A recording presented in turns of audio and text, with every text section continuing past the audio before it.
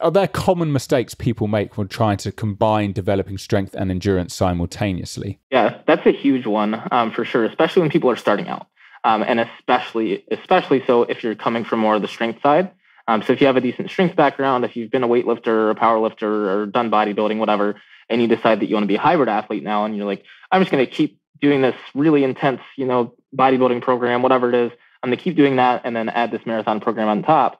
And then, 3 weeks later, they're like, yeah, cardio kills your gains. That didn't work. It's like, well, obviously not. You can't just take a high level strength routine that you've been building up to for decades and then throw another sport training program on top of it.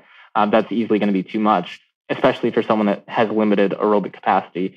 On the flip side, if you're coming from more of the endurance background, you might be able to get away with kind of just like throwing a bunch of volume at yourself and kind of figuring it out a little bit better. Probably still not ideal, but it'd be a little bit easier coming from that side of things. But that's for sure a huge mistake when people are starting out is they think that they can just combine two different programs and that's going to be sufficient. But especially when you're not used to hybrid training, you're going to have to kind of temper your expectations a little bit, do a little bit less volume of each program, progress on that for a while. Given enough time, you may actually be able to ramp up that volume considerably and eventually reach a point where it does look like just two programs put together.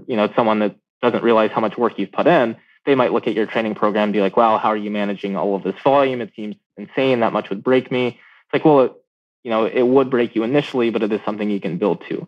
So just knowing that kind of takes time to adapt, adjust, be able to manage that fatigue, build up your work capacity and recovery capabilities, all that kind of stuff.